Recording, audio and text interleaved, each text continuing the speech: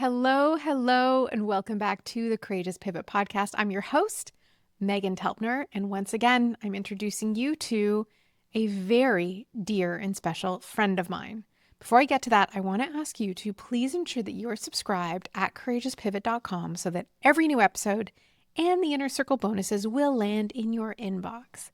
Now, who do I have for you today? None other than the one and only Catherine Farquharson. Catherine and I have been friends for 18 years, almost 19 years. She walked into my kitchen in 2008 and shot my very first headshots when I was just starting out as a nutritionist. We've grown closer ever since. We are very good friends, and I was really excited to have this conversation to be able to tap into her wisdom. Here's a little bit more about Catherine. Catherine Farquharson is a mindset and transformation coach who mentors superstar women to create breakthroughs so they can finally take the action they've been stalling on without blowing up their entire lives. She has helped guide hundreds of women to align with the truth of their hearts and go through the transformation process to create their dreams. She's very casual and also very trained.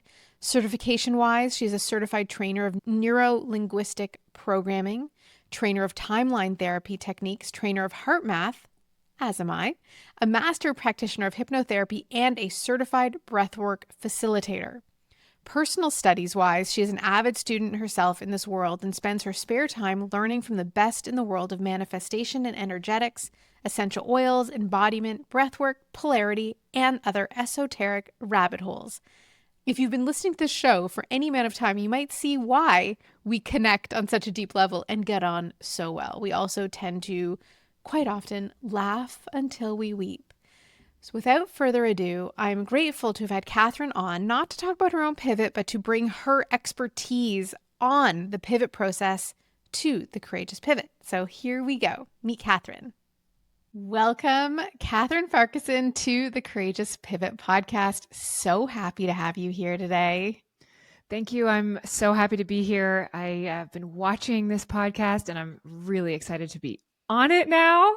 I know. And I have been looking at our date in my calendar for weeks now, being like, I can't wait to talk to Catherine. Did you notice I moved it closer? I did, of course. No, I didn't notice. What day is it? Where are we? What's happening? Yeah. I had it scheduled and then it was like, no, we're going to do it sooner.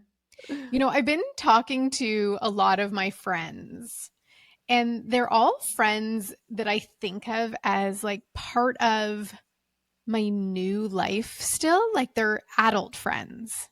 But then the problem with that is that I've known you for almost 20 years. Wow. Yeah. That's a long time. We're like long-term friends now. Well, that's what I mean. But like, how does that happen? Like, I feel like I'm not old enough to have had friends I met in my late 20s. Right. Adult friends, new friends that are 20 years old. Yeah. So we met in 2008, I want to say, was when you did my first set of headshots back when you were a photographer. And then, as you were appropriately called a documentographer, you really did document like the following 15 years almost from, well, those first headshots, my 2 books. You did a family shoot for like my parents, like my whole family. Oh, yeah. Uh-huh. You did, I mentioned both your books. family. You did our wedding, which was the best because I think I actually spent more time with you that day than Josh. And then we did 3 separate shoots for my son, 3 months, 6 months, and 1 year. And I feel like his 1 year shoot was like your last photo shoot, one of your last ones ever. Yeah, it was. Yeah, it was at the end. And in fact, I feel like I like squeaked it in at the end because it was you. Yes. But it's such a fun way to have spent time over the years. Like, I think our friendship solidified because we kept interweaving through these moments and reflecting back. And then they were like time capsules. And I felt like I got to be a part of what was going on for you. It's a very special role I feel like I played. You really did. Yeah, for me. And yeah, the reality, and through you, I met our friend Nikki. She helped out with my books and she did my last shoot in 2021, which I need to book another one. And that felt like a gentle progression because I never enjoyed photo shoots. I always found them very stressful. The planning of them, when we were actually doing it, it was good and fun. No, you were like, I don't like photo shoots. And then you're like, oh, how about this angle? And how about that angle? You're one of those. Yeah, but you also, there's certain things that you would say to me Yeah. that every time someone takes my picture, I'm like, okay, chin down, teeth together. Like that's, because I'm always like, hi, there's my chin, here's my teeth, here's my top of my mouth, the roof of my mouth. Anyway, we've both been on these journeys of shifting and evolving. And I also recall when I first learned that we had the heart math and that coherence piece in common, and we'd never spoken about it with each other, but it was something we'd both practiced. And I think has been really foundational and monumental in how we've both respectively evolved who we are and what we do. Yeah. Heart math, I started to study in 2007. So, like, maybe right before I met you. And every single thing that I learned afterwards, I remember being like, oh, everything comes back to heart math. Like, everything comes back to heart math in some form or another. Like, it really is like the Mac Daddy of everything. Of everything. It Yeah. is. So we're not going to go too much into your pivot because we did an interview together on my last, when I was first launching. You were the first interview on my last iteration of the podcast when it was called On My Mind, where we really talked a lot about that shift. So we can link to it. Oh, that's a good But idea. as a mindset coach, which is what you do now, I really want to talk to you about how you work with people to guide them through these really, I don't know, challenging, liberating, devastating, all the shifts that come. I mean, you work particularly with women in their 40s and 50s, I think, which I've just like entered the 46 range. And I'm like, oh, this is like from the inside out, this shift that's happening. Totally different time. When I started my business, it was like young mothers. We're old mothers. Now it's like empty nesting. Yes. Yeah. Well, it's interesting because with my former business with the Academy of Culinary Nutrition, a lot of the women who enrolled were at the empty nest stage where they were kind of first being given this little grasp of freedom to do something for themselves that they hadn't had in a long time. And I never realized at the time how grounding and anchoring it is to have a community and have something to anchor yourself to when you're going through this, to have a new purpose, if you will. Yeah. So I want to talk to you first about what you find is the most common thing that brings people in to get support through their changes, the changes they're seeking, this pivot, if you will. I would say the most common thing that people come for support in is because there's something tangible that they want to do. There's something that they want to change. So there's like the awareness of, I'm about to go through a change process in my external world. And I think I might need a coach. So it's like a change of job or a change in relationship kind of thing. Yeah, it's a change of job. It's an increase in income or a different way of running one's business. Or sometimes it is a life transition, like empty nesting, a redefining of oneself in some way.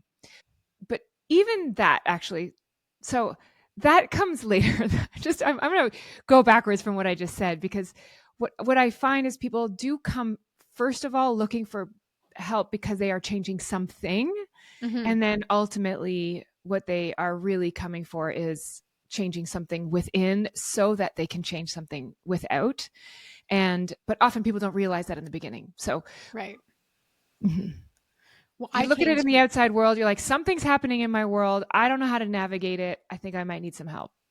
So they're saying to you, when they're saying like, I'm stuck or I need to change something, what are they really asking you for in that situation? Because I know I come to you and I want you to tell me exactly the right thing I need to go do, and you never do it. You're always like, well, what do you think about this? How do you feel when you think of this? Can you imagine that? Can you envision yourself here? I'm like, well, yeah. Or my favorite, what is it you want me to convince you of? how I ended up in a new house. Yeah, your house, you're like, Catherine, look at this. What do you think? And I'm like, is that really the question that you're asking me? You wouldn't call me with that question. Yeah. Yes. So what is it like that's really underneath it when someone's like, I'm stuck or I need change? Yeah. So it's like that classic, they come for one thing, but you give them what they need, and it's not actually the same thing. So often it will be that they want to fortify themselves, get themselves ready for this change that's coming or that they've just experienced. So that's what they think they want. Right. And, it only takes a couple of minutes of talking before they're like seeing that, oh, I actually need to learn how to trust myself when I go into the unknown, because I haven't done this before, because I haven't been here before. And everything that I've done in the past has served me to get me to where I am now, but it's not going to be what serves me to get me where I'm going to go next. Help. Yeah. Yeah. I've shared the quote, I don't know where it came from, but the idea that what you did to build and get to where you are now is not what's going to get you to the next place or the next stage. Yeah.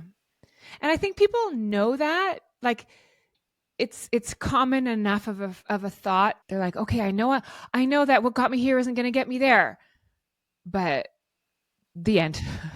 Right. They don't know what that means. Right. Like, what does it mean that I need in order to then do the next thing? I feel like there's a bit of a misconception that mindset work is really like just breaking down beliefs or replacing them with like the power of positive thinking. Like, I Yeah. can do this. I am strong. I am beautiful. I am all these things. Because it's not just that. Like, you can pattern interrupt, you can talk out loud and say whatever you want, you can write whatever you want in your journal. But what's actually preventing people from taking the first step? Like, to actually, like, you can positively think anything, but then you still remain stagnant or don't actually, Yeah.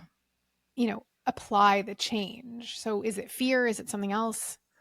Well, change doesn't happen on the conscious mind level.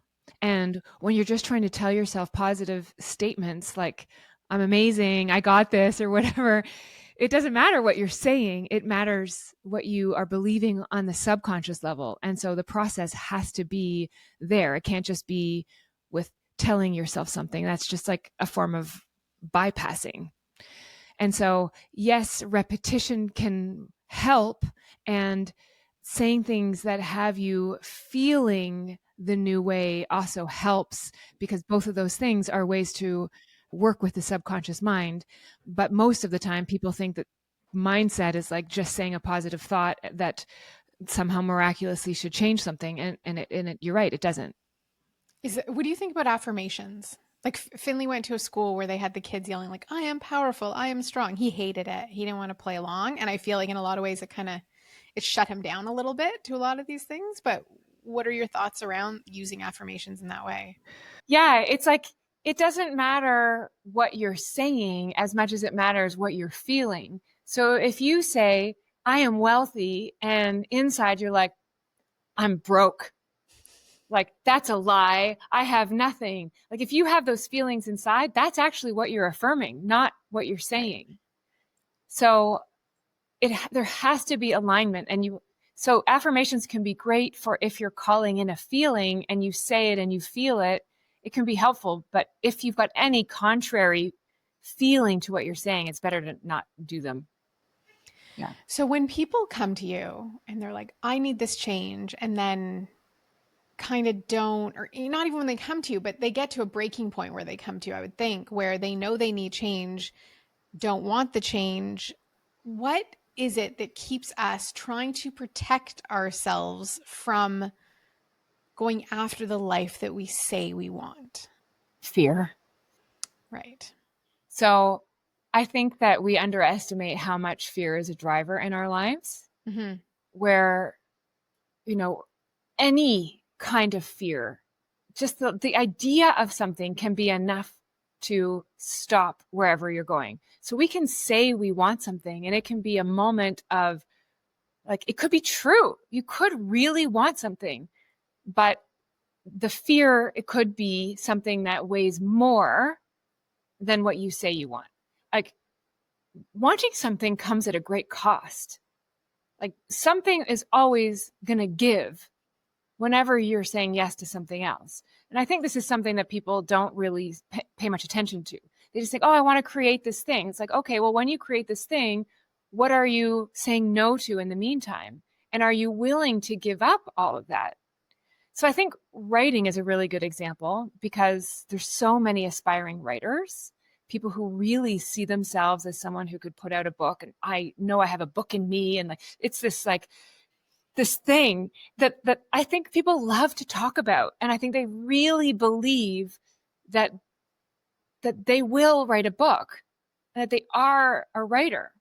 And yet so few people actually get themselves to write. So it's a good example because it requires giving up hours of your life to devote to this thankless task. And people aren't willing to do that, but they love talking about it because it actually can be something that feeds their wanting of validation without ever having to do anything at all. Without the risk of Without failing. the risk, without the writing. They just be like, I am going to write a book. And be like, whoa, you would write such a good book. Wouldn't I? Oh, yeah. You don't even have to write the thing. That's really good. I think I keep talking about doing art. I think I'm just going to keep talking about it and buying supplies. Totally. The shopping is really fun. Yeah. Get your author photos taken. Yeah. It's like, have you read the book Quit by Annie Duke? No. She gives this really great analogy about juggling monkeys on pedestals as someone starting a new business or having a new idea.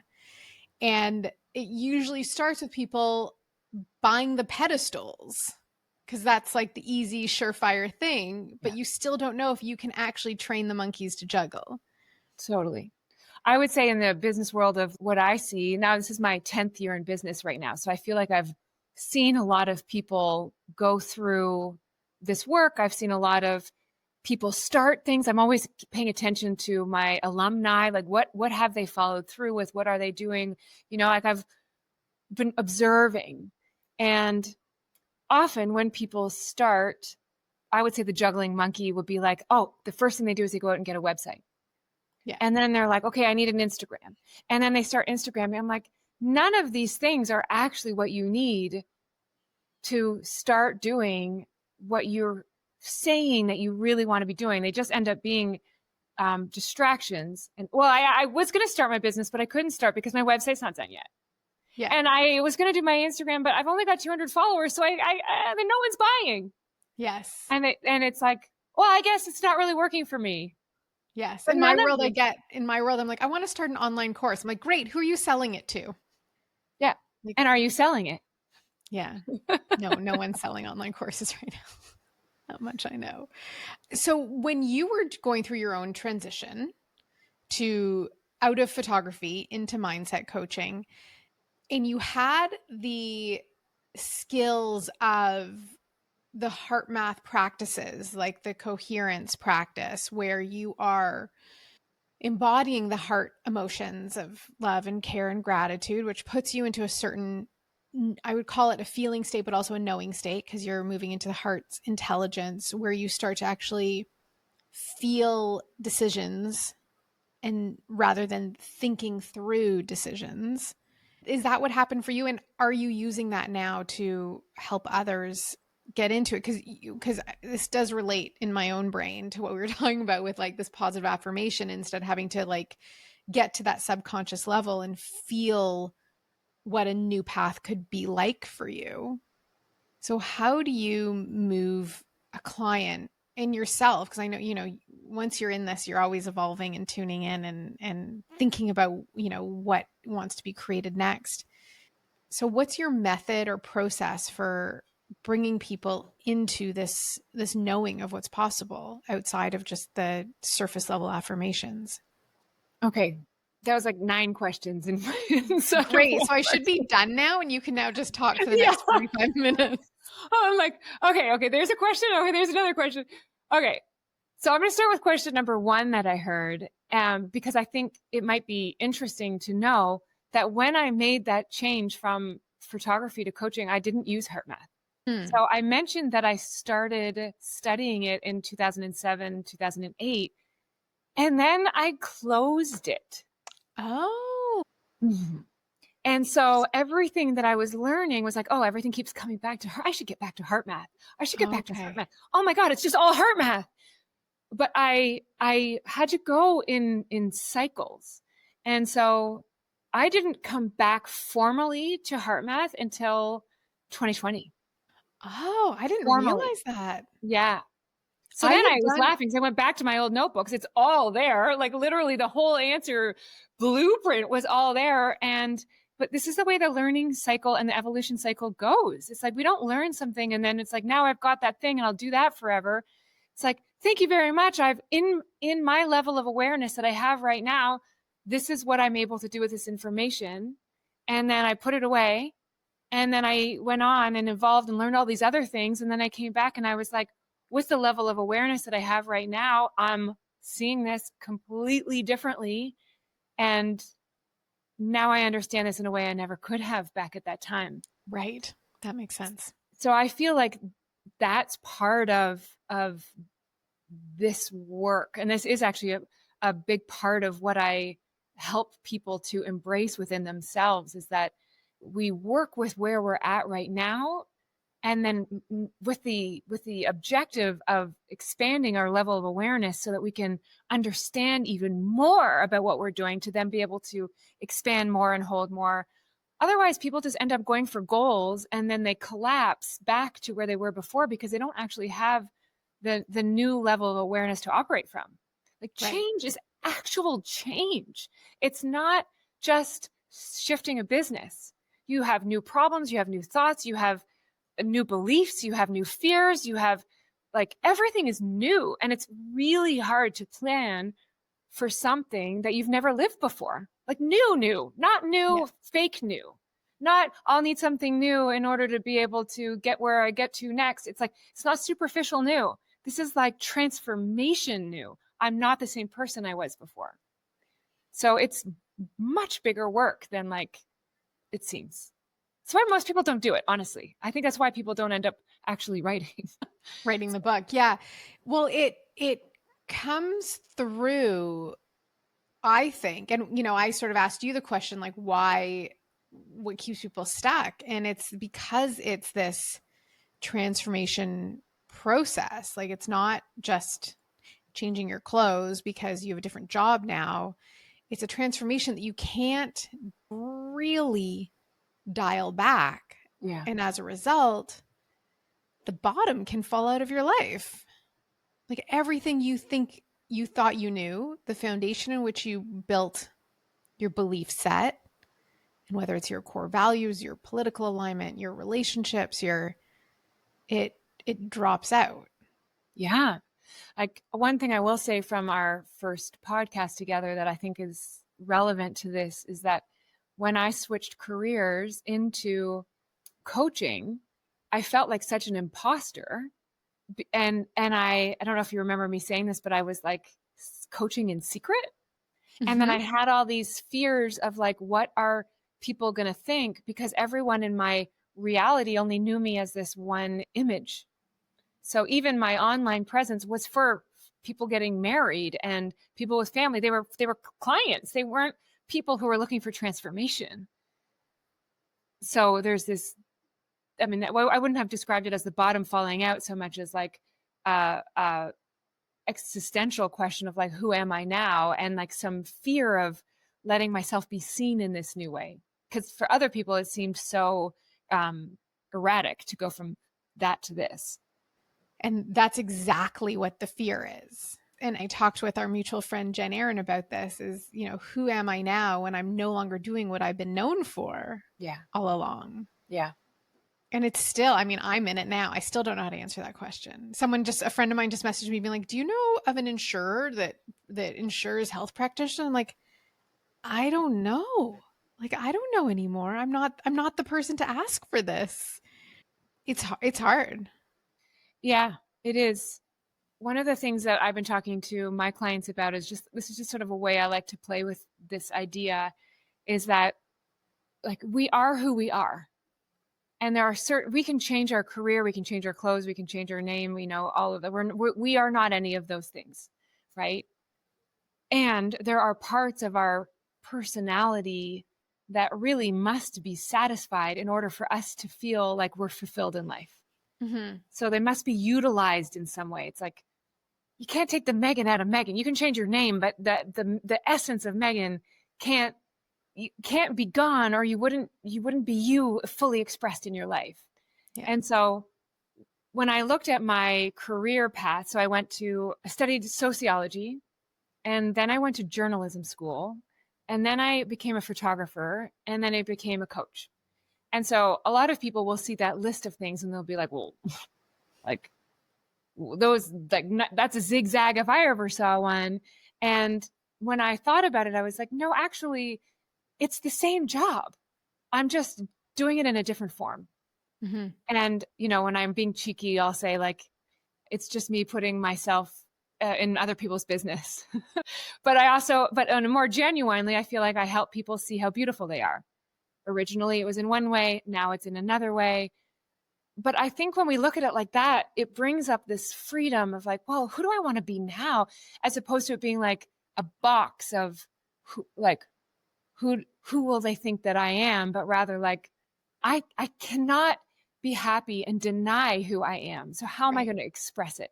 And Yeah. looking at our career or our hobbies as a way to different permutations of how we like to express ourselves throughout our life. Yeah. It's like, instead of who do they think I am, it's who do I get to be? Yeah. Yeah. And falling and embracing that. Yeah. I have a quick little intermission for this episode, or is it an intermission? I want to invite you to please head over to courageouspivot.com and subscribe there. There is a lot brewing around the Courageous Pivot, and I'm working on opening up a little inner circle community. And the plan as of today is to start offering little workshops that only the inner circle will be invited to participate in, as well as the opportunity perhaps for live in-person events. Could it be? Could it be? It might just be. I'm also going to be sharing a little more about my own personal pivots, as well as some updates from our guests that have been on the show. So you may have heard the announcement to follow me on Substack. Well, we're changing course now. We are pivoting, and the action is over at courageouspivot.com. So go over there, get on the list. You'll get each episode dropped to your inbox, as well as exclusive first dibs access to everything that will be created in and around the idea of Courageous Pivot, doing that work, the developing framework, and of course, the beautiful community. I cannot wait to see you over there. Now, back to the episode. What happens though when, and I have a friend I'm thinking of, a former friend who I would say was on the path, married someone, and then regression is a harsh word, but kind of like was like, if I'm going to be married to this person, this is it. I can't continue on. How do you work when someone, realizes, oh my goodness, like I have surpassed who I thought I was capable of being, and now have dysregulation in my relationships or discontentment in my work? Or do you have people who then just shut it down and move back into whatever it was that they were? Oh, yeah. Yeah. I mean, when I was saying earlier that the cost of living this way is very high. Yeah. And a lot of people aren't willing to pay that price, and they stagnate. Mm-hmm.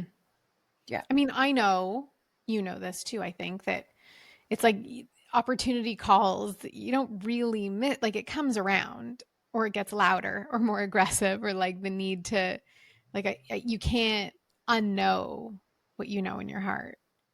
No. And what's interesting is in heart math, there is a technique which is around when you're making a decision that you make a mind map and then you make a heart map. And to really see that they're separate things. And if we understand that we have a heart blueprint, that this is kind of along the lines of what I was talking about, it's like, it's non-negotiable. There's certain parts of us that must be satisfied in our beingness, for us to feel complete and satisfied in our lives, it's not in form. That's in the heart map. And we can make a mind map with to-dos and great ideas till the cows come home, but it doesn't mean that that's going to be the thing that satisfies this part. So sometimes it's a real reckoning. Mm-hmm. It's interesting you say that, because I just thought, I have this notebook on my desk. It's a beautiful notebook from my friend Joy. It says "Like a Boss" on it. It's full of ideas that I picked up from the business group I was in on how to grow my business. It was like, that was the mind map to success. And it was completely out of tune with the heart map that said, none of that matters. None of that's what I want. Yeah. But then I look at people who it is their heart map. So I have a friend, a colleague who I knew at the very, very beginning of her coaching career. And over the last 5 years, she has rocketed, like the legs of which very few of us ever see. And we had dinner not too long ago, and she was telling me about all of her success, like just bananas numbers. And I was listening to her and I was like, I am so happy for you. Mm-hmm. And I was like, you were destined for this. Like, I really feel this way. Like, you were meant for this. This whole strategy was written for you. For me, like I would have burst into flames. It was not my destiny. And it was so much fun to just relish in it being hers and her going for it and doing it and it working in this way because it was appropriate for her. Yeah. It's her heart map. Well, that's the thing. And I think we get, that's exactly the point. And we get caught up in other people's dreams. Yeah. We're like, oh, well, if she can do that, well, I should be able to do that too. I could do it. Like, I have the skills, I have the talent, I have the resources, I could figure that out. And I think that's like what social media does to people is, oh, well, I want to go spend 6 months wintering somewhere. But then you're like, wait a minute, you know what? I actually don't at all. I'll take a 2-week holiday and then I'd like to come home to my own bed. So I just finished a call with my clients actually talking about this topic, about how most of us actually don't really know what we want at all. We either know what we think that we should want, like you're describing, right? I saw that, oh, I'm supposed to want that.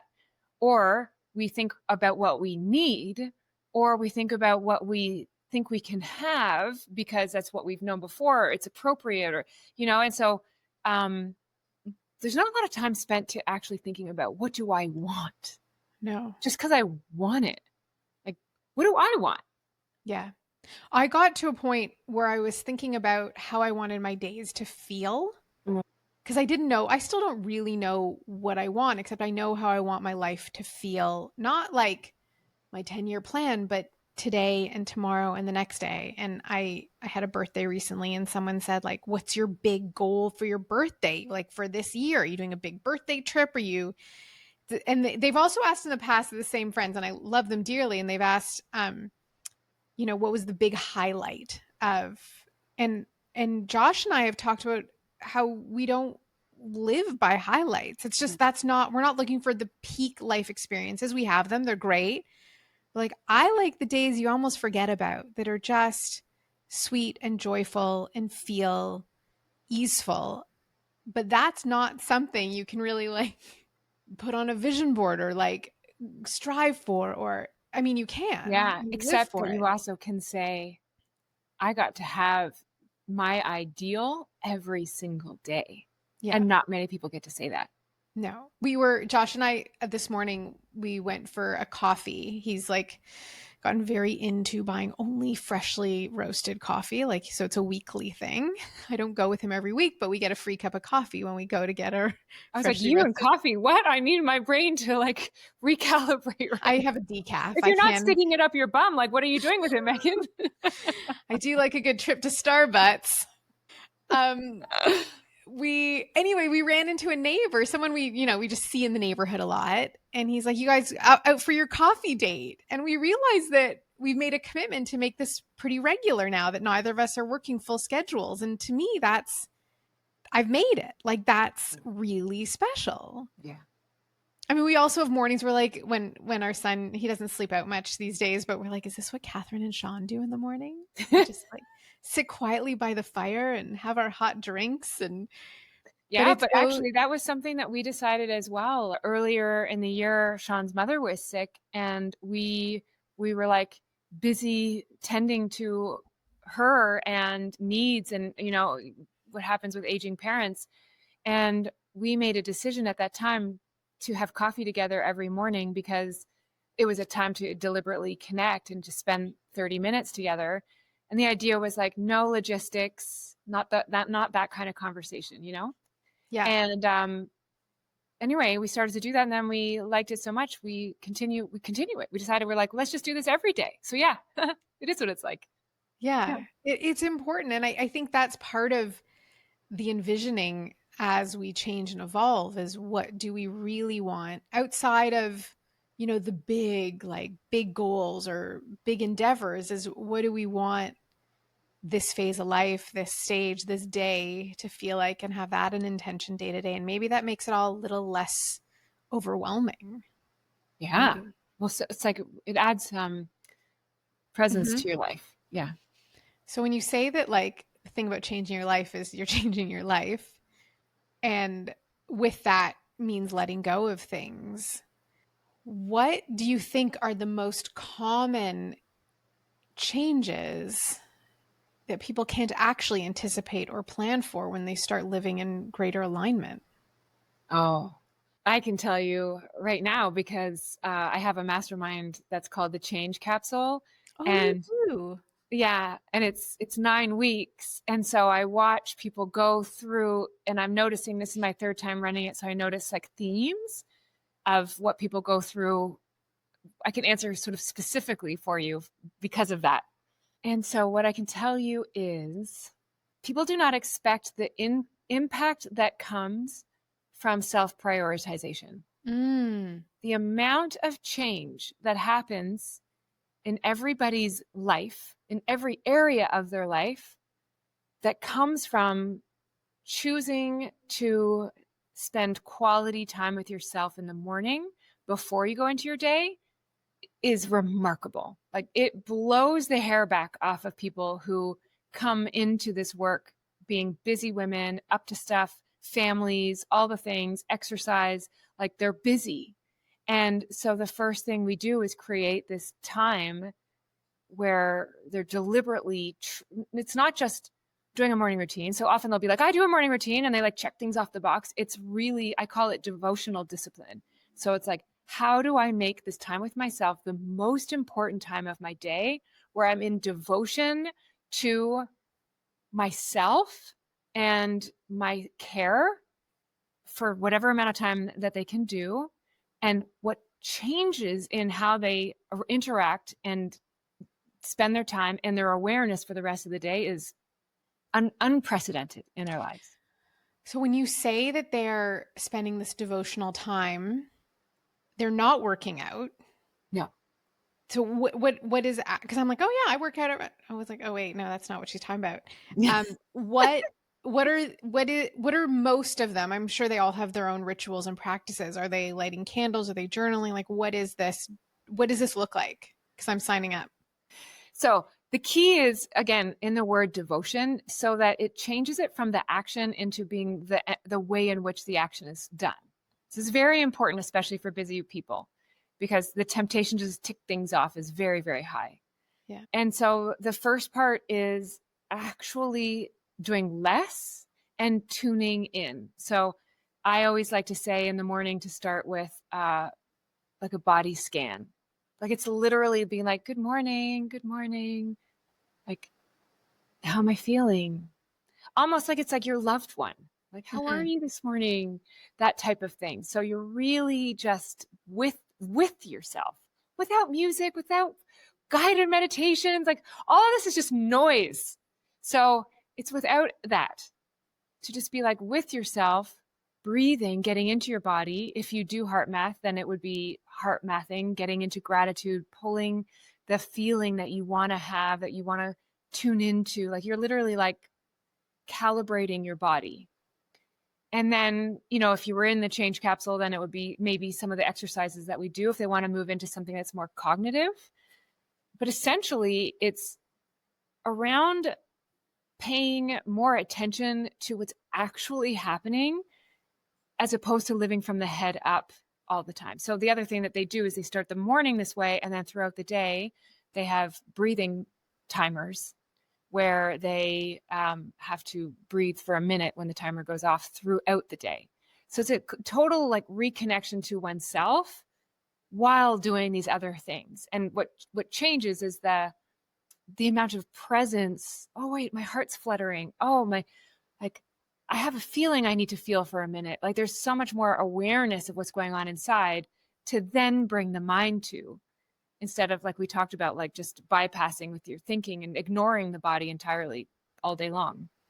How do you respond to the women who say, well, that seems selfish, or why would I do that? I have so much to do. What's this going to give me? And, I think there's a bit of a misconception that self-care of any kind is selfish in a lot of ways. I don't subscribe to that, but how do you address that with the women who are like, this is seriously, really, this is going to do something?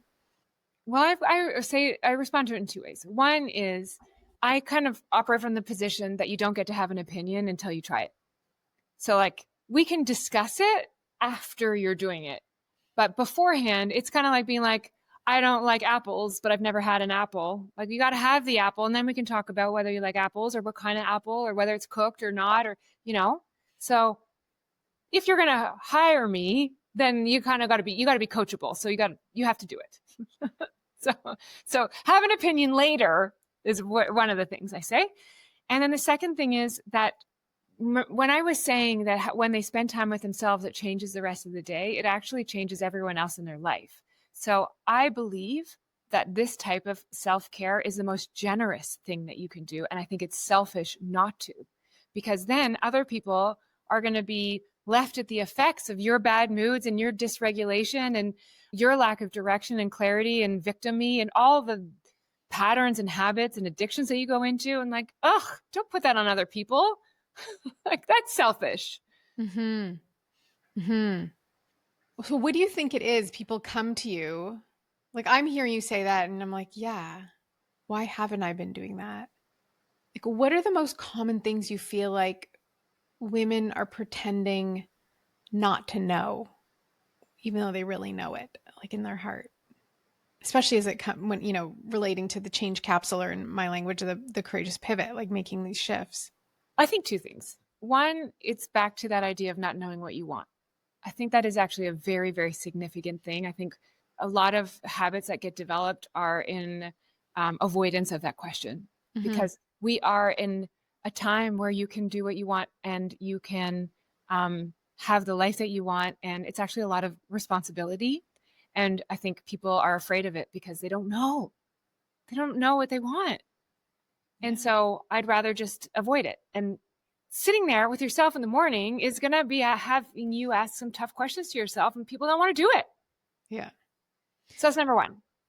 And then number two is that, sort of along the same vein, I think that that women are programmed to really not make themselves a priority. And it's easier to think about other people and other people's needs and just kind of tend to what's right in front of you. And the thing that happens if you do it for long enough is that you start to see all this time passing. You're like, well, what have I done? Like, what am I doing? And I don't really know. I'm like a boat lost at sea. And so that's why a lot of my clients are around this middle age-ish time where they're really asking those questions of like, time is a ticking. What am I doing? And by putting other people, things, needs in front of yourself over and over and over again, all the way down to like what groceries you buy, because it's what other people in the family like and not really including anything that you like, it's an unconscious way of diminishing yourself. And then you kind of get lost in it. So I think that's the most common thing that I see. But people don't even realize that they're doing it. It's insidious. I once listened in on one of your calls, I don't remember what the theme was, but I remember a woman saying that she always buys berries for her kids and doesn't buy them for herself. It was Oh something yeah, that along was a those lines. masterclass. Yeah. Yeah. You, Blueberries. yeah, you remember that too. I So do. that changed my life Yeah. because I never ate the berries. They come in this little container. I hate buying them. They're the plastic container with the little maxi pad in them. But I was like, why shouldn't I eat the berries? Like the raspberries, they got ellagic acid. They're good for the hormone, like, and they're delicious. I never thought about it, but it was like this little Exactly. thing. It's such a good example of how insidious it is. And that example came from my example of when I went to the grocery store and wouldn't let myself buy the figs that I wanted because they were fresh, beautiful figs in a tray and they were expensive. Yeah, and you prefer buying like half dozen cans of chickpeas to keep in your cupboard. You know too much about me. This was for context. I think we had maybe done a trade, and It was a trade. I had come to do a kitchen cupboard clean out, and you had half a dozen cans of chickpeas because of a pasta you used to make, which I don't know. I can't really think of a delicious pasta with chickpeas in it. Come on over, I'll make it for you. There's also some rancid sunflower seeds being stored over top of the stove. Oh, we were kids back then. I'll have you know that I'm still using the same Vitamix that you gave me at that first photo shoot. I gave you a Vitamix? That was part of the trade. Oh, wow. Yeah. Same one. Well, I know. I still have the same one I got 18 years ago. Yeah. Still the best blender. Yeah. All right, back on track. You work with women in community, in the company of women. Why do you think that matters so much in this transformation process? So, and I'm asking that because, you're talking about women deprioritizing themselves. And I think that often means, you have your few friends, you text, you send memes, but it's hard, or I don't like to use that word, but when life gets full, socializing or being amongst women in a community, especially if you're the one shifting and your friends maybe not, can be very isolating. So how does it work, or why in a group? Well, I think you just answered the question. It is so impactful to go through a transformation process with other people because first of all, you realize that you're not alone. And, and, Mm-hmm. and that realization is massive. Most of the problems that people have in trusting themselves and going forward with something is because they think that they're the exception to the rule.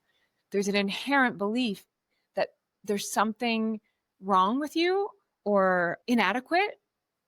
If you go down way to the core belief, everyone holds some sort of I'm not worthy, I'm kind of thing. And so when you're in a group where other people are on the same journey, you start to see that you're normal and Mm-hmm. that you can do it too. And you get witnessed and held and supported, and it buoys you. So it feels like, oh, well, I actually can do what I didn't think that I could do because now I'm doing it with others. It's huge. It's absolutely huge. Yeah. What I see that's so beautiful in your community specifically is it's very central to the Toronto area. A lot of the women are in this area, and I see them showing up physically at each other's Mhm. various events and occasions, and that alone is really special. Oh, yeah. But they travel for each other too. My first cohort of my group, one woman who lived in Germany was having her first art exhibit, and a group flew over for the opening. Wow. And all sorts of people on the West Coast gather. And yeah, it's remarkable the way that people can show up in person or in creative ways. Yeah. The other thing I was going to say just about the gathering is that I actually think that this is not based on any scientific thing that I can drop in this moment, but I bet you if we looked it up, we could find it. But that it is in the nature of women to gather. Mm-hmm. And so I believe that in community is also where the like together we rise kind of idea comes through, where it's like there's something to being in community that is like healing just from a like physiological standpoint. We've been doing it since the beginning of time. Right. Yeah. I mean, I leave my phone various places all the time, and my husband will pick it up and be like, how many conversations do you have going right now? Like it Yeah. just My husband's like, let me check my text messages. Oh yeah. yeah. John's like, you And have I'm like, hold on just 1 18. second. Megan and I are having a little moment. Yeah. Yes. So speaking of your husband, you were, just a plain old photographer, sort of, not really. But you were in a different life when you guys met and got married. And did you know at the outset with him that you would be able to evolve together? Like that you could take this, I mean, you don't do the same things, but I know you're both always seeking and asking questions and pursuing Yeah. that. Well, he always makes fun of me because our first date he calls the interrogation because all I did was ask him questions. And what I was asking him questions was about to see whether he's on a personal journey or not. Yeah. Because I knew that there's no way that I would be with someone who wasn't. And like he was unemployed. Like I was just a photographer. He was unemployed. So like he wasn't like the catch of all catches in that moment. So I really wanted to know like who he was. Yeah. And I'm not diminishing you as a photographer at all. You Understood. were at the top of your game, and had you stayed the course, like you would have continued on that trajectory. And I'm not diminishing anyone who is a photographer Yeah. or an And artist I'm in not diminishing any anyone way. who's unemployed. No, it was just sort of that you were in an entirely different Yeah. field Yeah. and mindset work. I mean, I live with someone who's a coach of sorts, Yeah. and sometimes I just want to be like, could you just let me be? Like Mm. just I don't need to unpack anything. Just I'll get to it in my own time. Yeah. I know it's a lot of like, Yeah. you know, Like I'm living with someone reading a book now for the second time, and this time he's making notes and illustrations to make sure the information really lands in his subconscious. He's like, you should read it. I'm like, I'll read it by the pool when I'm on a retreat. Like, I'll get to it. It's fine. So, what do you think has become possible in your life that wasn't possible before you started doing this work? Like, what has it allowed you to believe about your life and what's possible? you mean through the work? What has become? Yeah, like through the fact that you're doing this and coaching people day in and day out and always, learning and reading and taking courses. So, how has it shifted your own personal outlook? I would say, I mean, I learned so much from my clients. Mhm. Many people I have worked with for a very long time, like years. And a lot of my current clients are alumni who left and came back. And so I've been doing this for 10 years, and a huge portion of the people have been like 8 years, 5 years, like, a lot of years. And so I think that in watching and being in the position of being able to see so many people live out their dreams, I feel like I have this vantage point that I never would have had if I wasn't in this position. And it has shown me what is possible, like really that anything is possible. And also, it has deepened my faith in how much the work that I'm teaching works because Mm.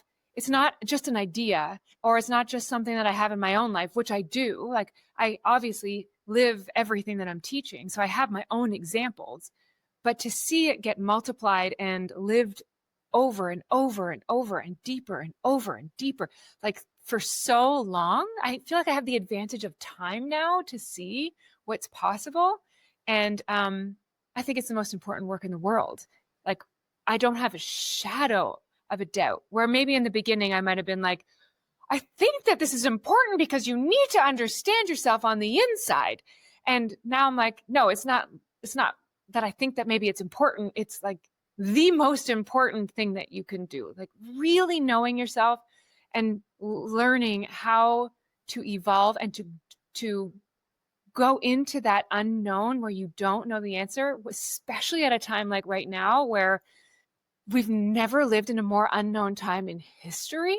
Like there's literally no time in history that has been less based on the past than where we live right now. If you don't have the skill set to learn how to take steps forward without needing the past to verify where you're going, you'll combust. So I actually think it's just so essential. And that's my fortitude on it has grown enormously, if that was, I think, was your question. Yeah, sure. I mean, it was a great answer, whatever I asked you. How do you handle uncertainty? Like in your own life, are you better at it? Does it still make you, sleepless nights? And like, do you still, even though you know that going into the unknown is where possibility lies, how do you handle the uncertainty? Well, I'll say that this sort of goes back to the morning routine conversation, but one of the things that I think is very, very important that I do, that I also teach, is that you want to practice when you're not in need. So, you know how you were saying, like, people will come to me and will be like, in this major moment. It's a great time to come to me, but another really great time to come to me is when you're not in a major moment. so so practicing in these little ways, buying the berries, eating the berries, morning routine, all these little things, it's like going to the gym, like you're building the muscles before the competition. You don't just show up at the competition. So like, even when COVID came, the reason that I went through COVID the way that I did was because I had literally been already working on it for years. So I knew how to respond and show up in a crisis time in a different way than I ever would have before.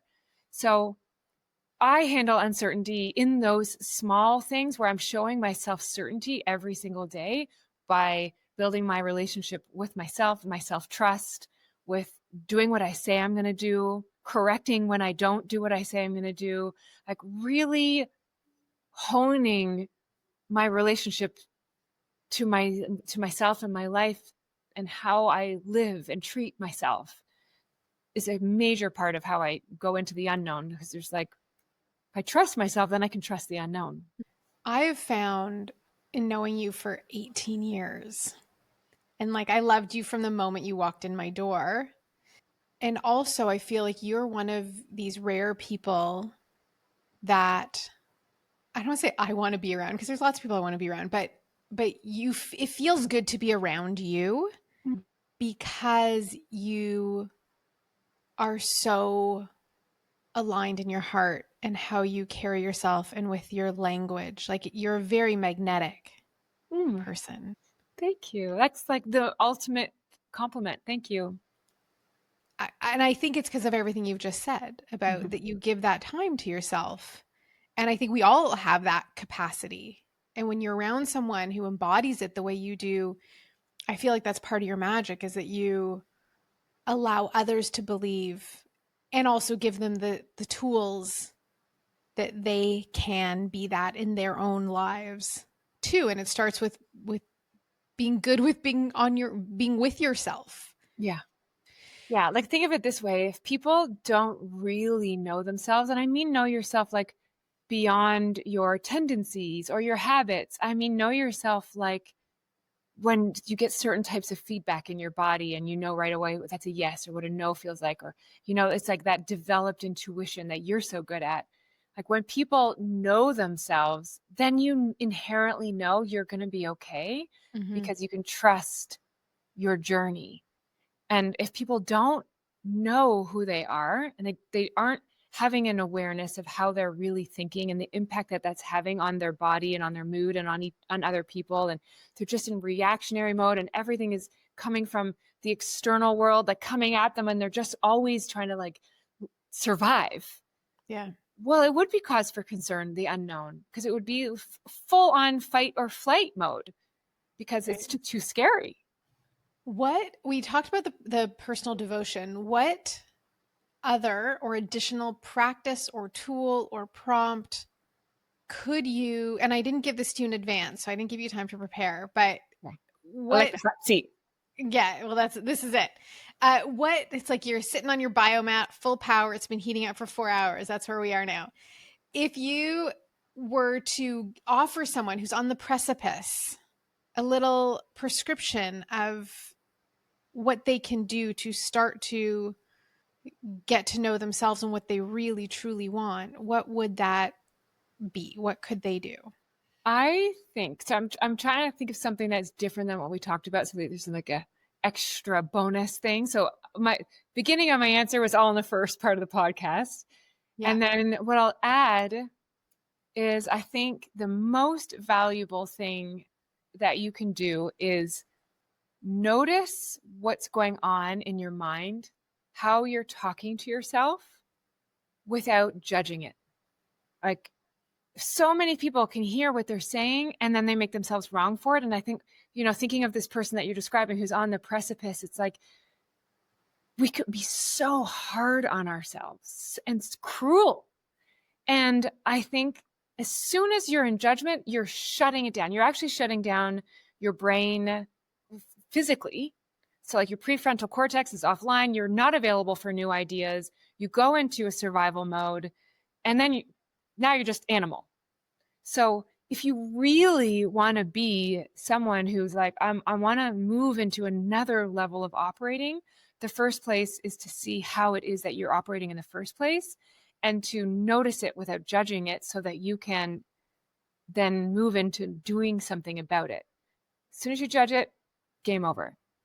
Is there anything that you wish I'd asked you or that you have to ask me for this to feel complete? We're done? We don't have to. I could keep going No. on and on. No. I guess what I would love to just add is that the people who are listening to this podcast are listening because they either have been through a pivot and they want to see themselves in this, or they have gone through a pivot and they want to understand how that happened or that they're okay, or they're thinking about going through one and they're scared, right? Anyone else, would you say like?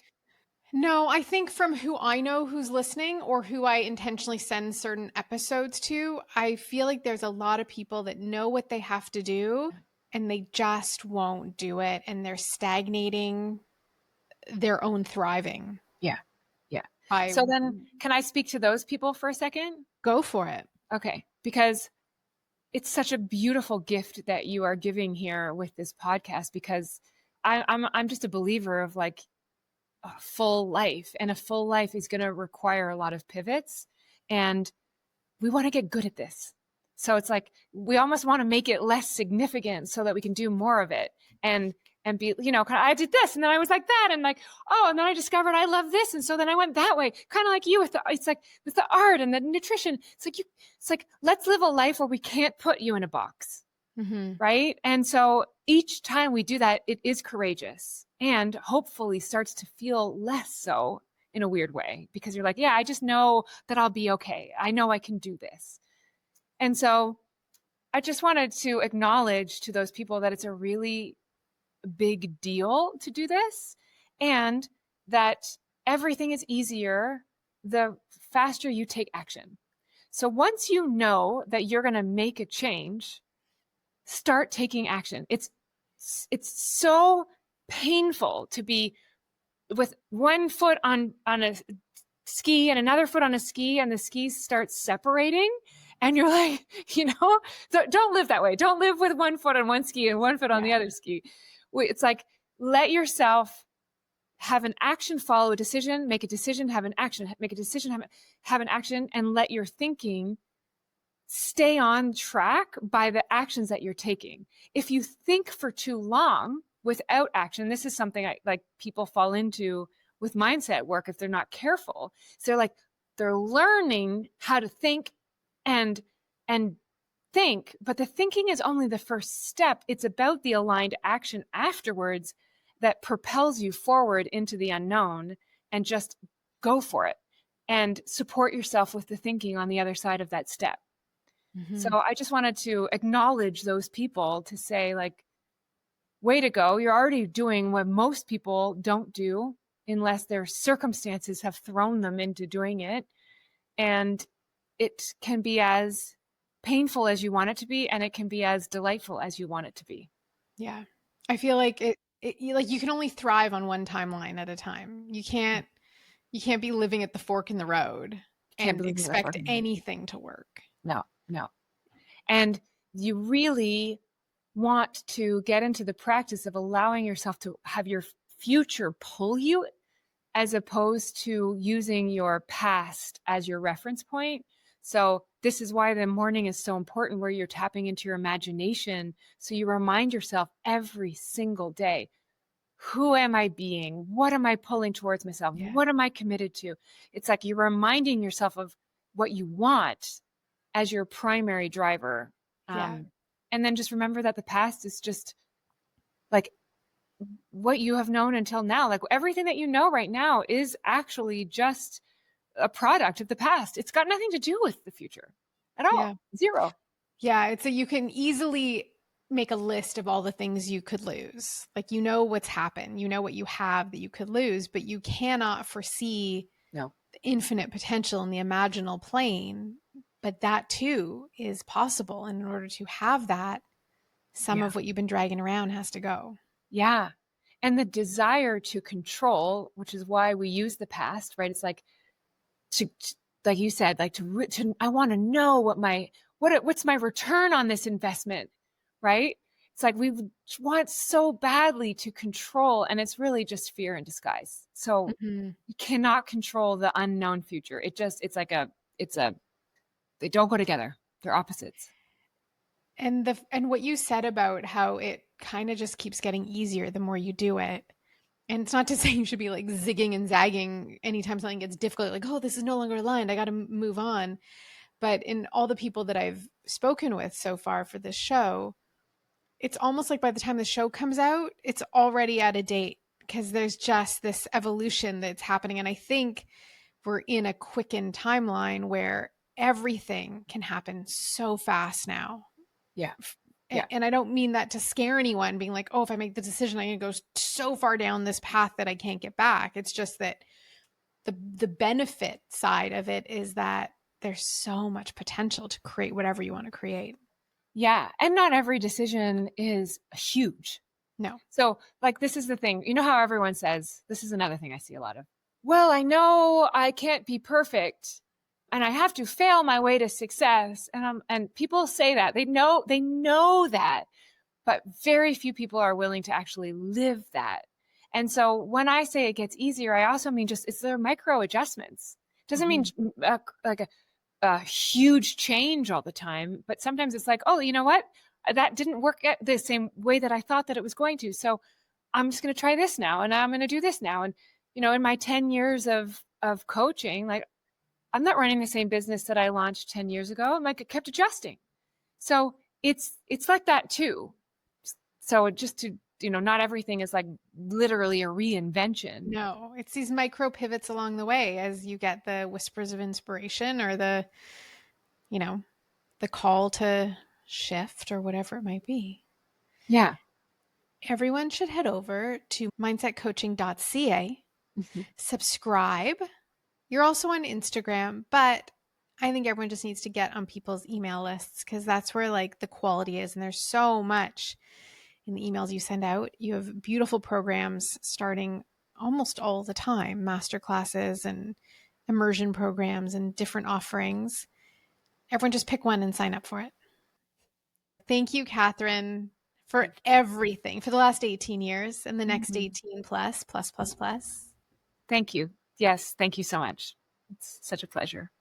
Thank you, my friends, for listening through to the end. We talked about a lot of different books and resources and links to Catherine's work, and all of that can be found in the show notes over at courageouspivot.com. Head over there, click on the show, and you'll find everything you need and more to tap into some of the tools and resources Catherine shared. As always, I want to thank you for being here. Thank you for listening. If this show resonated with you, share it with 3 friends. Think really hard about who those 3 friends are that are ready to receive this information, and then leave a review. Those are your next steps. Thank you again for being here. Have a beautiful rest of your day. We'll see you next week.